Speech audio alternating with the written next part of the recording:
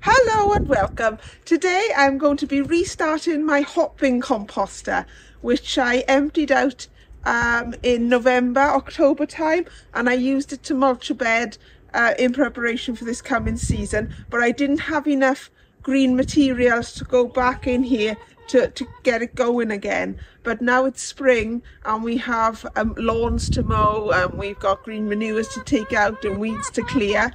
I should have enough now to get this going.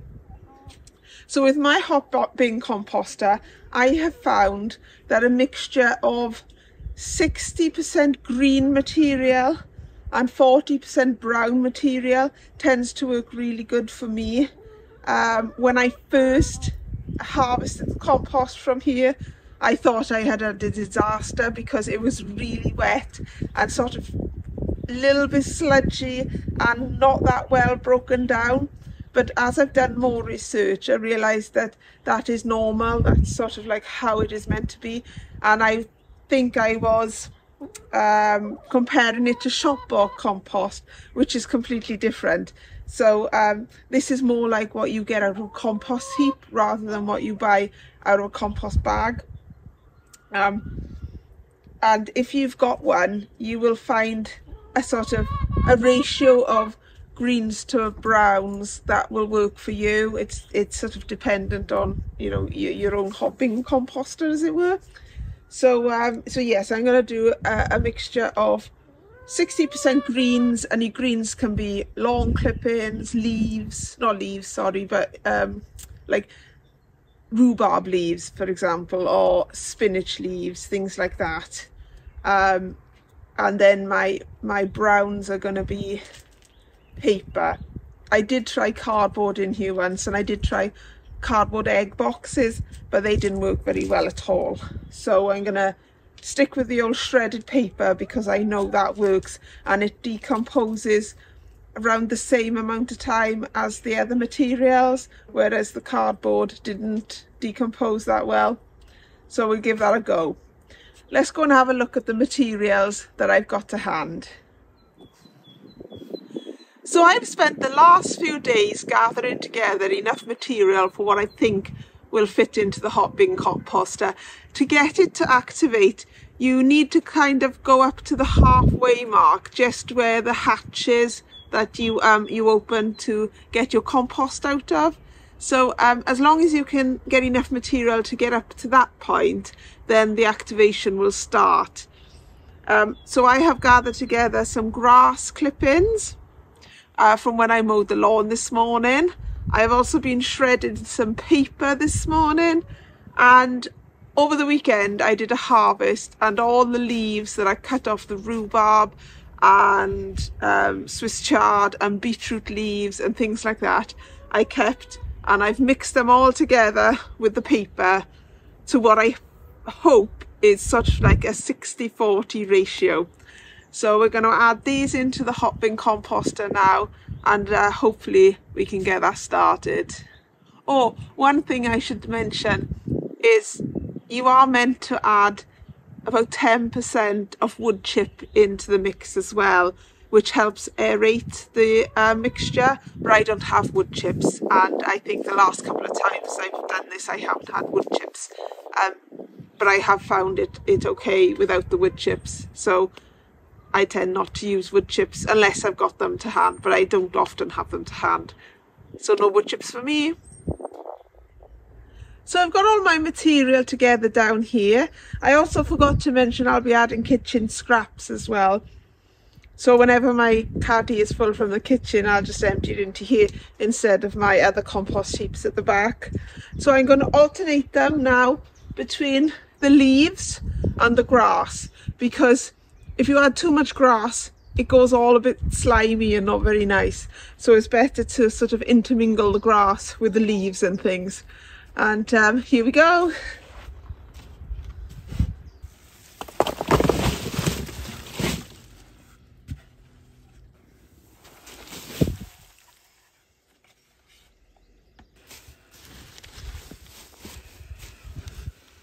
This is the mark I was saying about, so I think that's going to be good because there's plenty more to go in.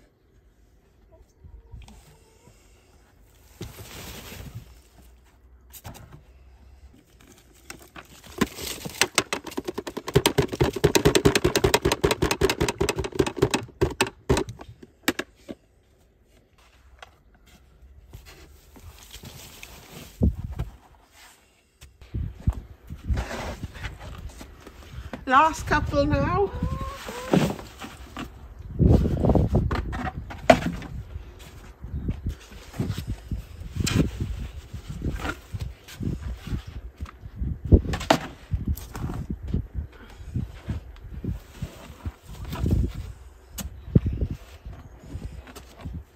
Okay, you can see this is up to the top now. When we come back in a couple of days' time, it will have sunk, believe me. So I'll just push it down a little bit, not compacting it, but just to make sure that there's no air pockets, as it were. But it will sink down anyway.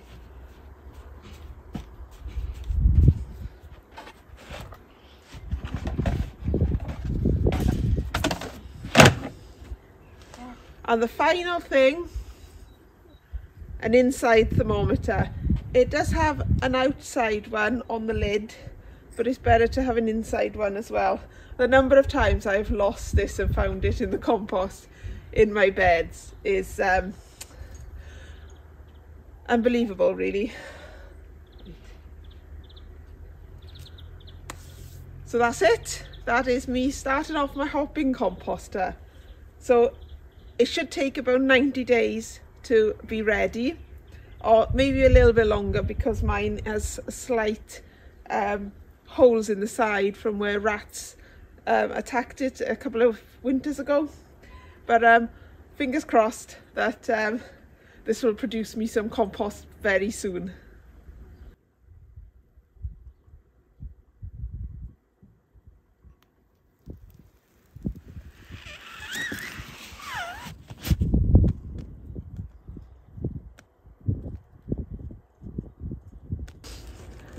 It's been 6 days now since I filled this up, and I thought I'd give you a look inside to see what it's looking like. I'm expecting it to drop quite a lot. Earlier on today, I harvested a load of lovage and a load of parsley and mixed it in with some scraps of paper. So I'll add that to the pile after we have a look. So let's see what it's doing. So let's have a look at what the top one says. So that says it's between 70 and 80 degrees, or 20 to 30 C. And then, so you can see the steam coming off here. I don't want to be too long, I don't want to lose the heat. And I'll get that thermometer out and we'll have a look. So the inside thermometer was reading between 40 to 50, it's going down now obviously, and between 80 and 90 degrees Fahrenheit. So it's obviously cooking in there to a certain degree. So we won't dilly-dally. I'll get this in there as quick as possible, put the thermometer back in, and let it go, and hopefully it'll make us some more compost.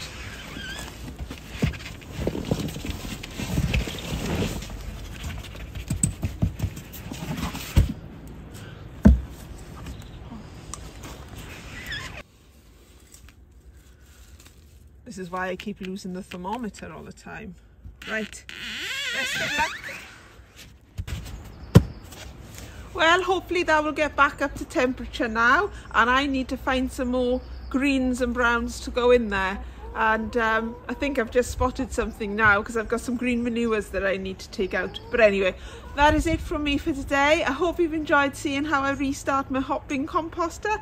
And if you've got one, please let me know how you get on with it. If you want to see any more of the Hotbin composter, I'll put a few videos of my past endeavours with it, and hopefully you'll enjoy watching them. All I can say about my composting today is lovely job.